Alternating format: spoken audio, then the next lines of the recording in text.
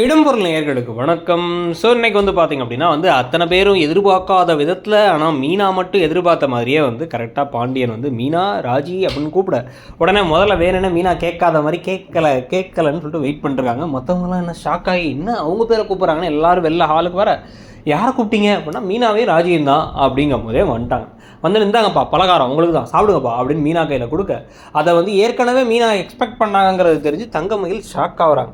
So அந்த சமயத்தில் கடைக்கு பேசுகிறேன்னா ஆளே மாறிட்டிங்களா அப்படின்னா உடனே அதுக்கு என்ன என் கோவம்லாம் எவ்வளோ நாள் நம்ம வீட்டு பிள்ளைங்கள்ட்ட அப்படின்ட்டு கொடுக்குறாரு.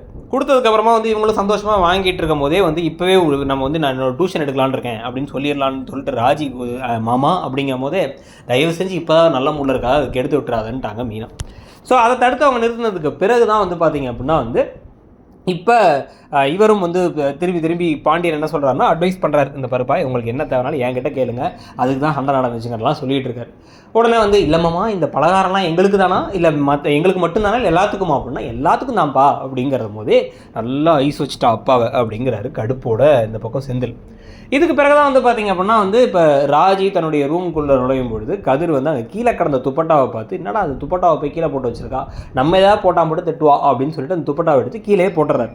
உடனே என்ன என் துப்பட்டாவை கீழே போட்டியா, என்ன தூக்கி போட முடியலன்னு சொல்லிட்டு துப்பட்டாவை தூக்கி போடுறியா, உனக்கு தான் விருப்பம் இல்லைல்ல அப்படியே என்னை கல்யாணம் பண்ணேன், உங்களுக்குள்ள ஒரு மனுஷன் வாழ்வானா, நான் முதல்ல வெளில போகிறேன் அப்படின்னு கோவமாக பேசிட்டு வெளில போயிடுறாங்க ராஜி. நம்ம எதுவுமே சொல்லலையேன்னு யோசிக்கிறாரு கதிர்.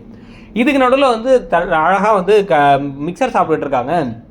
இப்போ மீனா பெட்டில் உட்காந்து சாப்பிட்லாமா, எங்கள் அப்பா ஐஸ் வச்சு ஏமாத்திட்டியா அப்படின்னு செந்தில் பேச உடனே என்ன சாப்பிடக்கூடாதா நான் அப்படின்ட்டு என்ன ஓவராக பண்ணுறீங்க நீங்கள், சும்மா எல்லாத்துக்கும் திட்டிகிட்டே இருக்கீங்க, எப்போ பார்த்தாலும் என்ன குறை சொல்லிகிட்டே இருக்கீங்க, நான் வெளில போய் படுக்கிறேன் அப்படின்னு மீனாவும் வெளில போய் கிளம்பிடுறாங்க. மீனா வெளில கிளம்பிட்டு என்ன சொல்கிறாங்கன்னா உங்கள் அப்பா கேட்பார்ல ஏன் வெளில படுத்துருக்கேன்ட்டு, அப்போ உங்களை கை காமிக்கிறேன், உங்கள் அப்பாவுக்கு நீங்களே பதில் சொல்லுங்கன்னு கிளம்பி வந்துடுறாங்க. இந்த கூத்துகளுக்கு நடுவில் கொஞ்சம் நேரம் டைம் ஆகிடுச்சுன்னு உடனே சரி ஓகே இவங்க ரெண்டு பேரும் வெளில மீட் பண்ணிக்கிறாங்க. ரொம்ப புழுக்கமாக இருக்கேன்னு பேசிக்கிட்டு இருக்காங்க. இந்த துப்பட்டாவால் சண்டைங்கிறதெல்லாம் சொல்லிக்கிட்டு இருக்கும் பொழுது இவங்களுக்குலாம் நம்ம கெஞ்சணும்னு நினைக்கிறாங்க. பாரு நான் அவன் தான் என் காலில் விழுந்து கெஞ்ச போகிறான் அப்படின்ட்டு இருக்காங்க மீனா.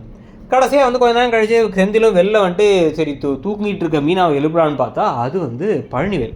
எங்கே அவங்க ரெண்டு பேரும் இவர் தூங்கிட்டு இருந்தபோது இவரை எழுப்பிட்டு கீழே போடுறது சொல்லிட்டு புழுக்கமாக இருக்குன்னு அவங்க மேலே படுத்துட்டாங்களாம். ஏன்டா என்னை போட்டு படுத்தி எடுக்கிறீங்கன்னு இவங்க கேட்டுட்டு இருந்த உடனே இவர் உடனே ஐயோ அப்படின்னு சொல்லிட்டு முடிக்க அப்புறம் நான் கடையில் போய் ஒழுங்காக வேலை செய்யாமல் தூங்கிட்டு இருப்பான்டான்னு புலம்பிகிட்டு இருக்காரு பழனிவேல். உடனே இவர் மேலே போக இவங்க டக்குன்னு திரும்பி பார்த்தா ஆக்சுவலாக மீனா ஏதோ நிழலை பார்த்து பயந்துட்டாங்க. ஐயோன்னு போய் பார்த்தா இவர் தான். என்ன விஷயம் அப்படின்னா துணி காயப்போட்டதை எடுக்க வந்தாங்கிறாரு.